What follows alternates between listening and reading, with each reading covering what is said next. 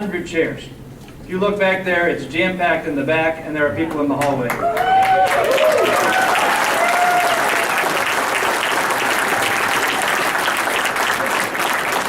it's got to be over 500. Is that your number? Well over. Probably 8.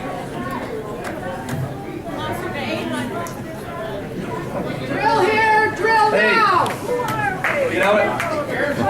Lisa just said that we're here, but it doesn't include the thousands that have already had to leave this state because they've lost their property to tax foreclosure. They lost to bankruptcy. They've had to leave the state. We know, every one of us knows someone like that.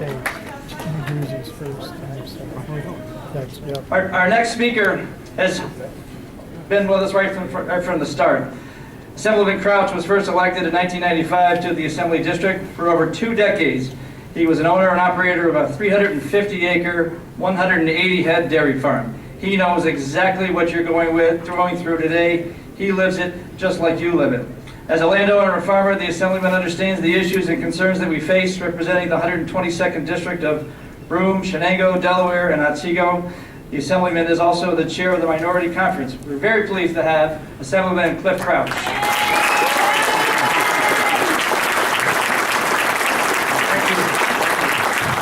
Again, thank you to all of you that have taken the time to come today. This means a lot because we're just not going to take this laying down. We can't afford to. We've got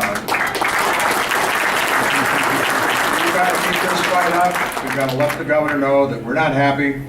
You know, when this started back in 2008, I took the time just to find out for myself what was going on, what's high volume hydraulic fracturing. And I started at that time making my own calls to various regulatory agencies, Pennsylvania, Colorado, Wyoming, discussing different issues, because if I had a staff person do it, they would ask the question that I put on a piece of paper. But during my conversations, and often they were half an hour, 45-minute conversations, you know, there was other questions that popped up. It's not cut and dried. You've got to be able to run with the flow at the time and ask different questions, because some of them you don't think of when you start dialing that number. In every case, whenever I chase down some of the big blown out stories of, you know, something is wrong here and they're sick here and cows died over here, in every case it was bogus. I heard about cows dying in Louisiana, so I called the regulatory people down in Louisiana. They said, I heard there were 16 cows died, and the lady said, yeah, you're right. I said, well, what's the story? Well, they got out of the pasture and they got up on the drilling site and they drank from the fracking fluid of the storage pond. Well, as a dairy farmer, I know that cows love salt. So I asked her, well, did they die of saline poisoning or did they die of chemical poisoning? We don't know. We didn't do an autopsy. So here's the thing. Cows were out. They got up on the drilling site and they drank from an open storage of frac fluid, which would not be allowed in New York State. So it's end of the story. And they don't even know why they died. They don't know if it was chemical poisoning or saline poisoning. So this is how the stuff gets blown out of, way out of proportion. I've traveled to Pennsylvania to tour around the area. The benefits of drilling, a lot of them are unseen or unspoken many times, and it's a human part of it. I was given a tour around by a businessman. He said, Cliff, I've been in business all my life. He said, I'm 65 years old. I've owned 5 different businesses. He said, I've always been involved in fundraising opportunities for United Way, whatever local community fundraiser was going on. He said, these are honest, hardworking people here, and this is outside of Montrose. He said, if you ask them to donate to United Way, they'll write you a check for 10 or 20 bucks, and they're proud to do it because they want to contribute to the community. They've always struggled for their money, but they're honest people. What's happened now is, he said, you ask these same people if they would donate to the local cause. They'll write a check for $1,000 because they can, and they're proud to do it. So the human aspect, the humane aspect of what could go on in this area is unbelievable. And the fact that we've got the ad valorem tax here in New York, it just, everybody benefits. I get sick of hearing this argument, it's only going to benefit a few.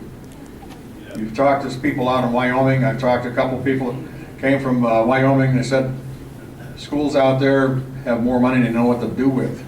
Show me a school here in New York that has more money than they know what to do with. And you know, you talk about benefit of that ad valorem tax, the tax that goes to your local communities, goes to your school, has an effect of lowering everybody's taxes. And that's what we need to keep fighting for and get that message out. It's not a handful of property owners, it's everybody will reap the benefit. Everybody.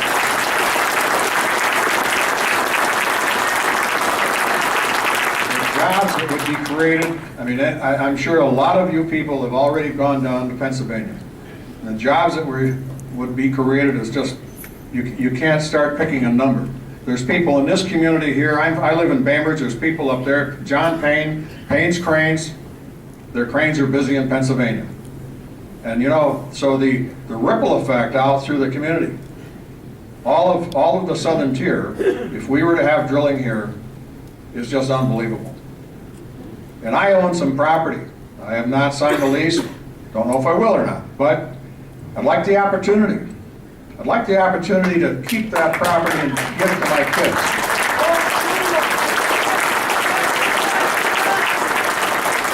I don't want to give them property that's got tainted water on it. And I don't believe I would have to.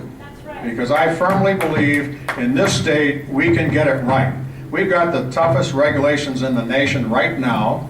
You know, one of the things, we had a meeting in this room back a couple of years ago, and there was a gentleman from DEC, retired gentleman from DEC at the time, and he told me Mario Cuomo started the minerals division. And they recruited nationwide to get the best and brightest. And that's where our current drilling laws have all stemmed from. And yet, now the next Cuomo in line says we can't get it done right. I don't know if he talked to his dad, but I think we need to pay attention to that. With all the regulations that we have developed in this state over the years are some of the toughest, if not the toughest in the nation. And I think we can do it right. I think we can do it safely, and we ought to have that opportunity. Thank you. Thank you.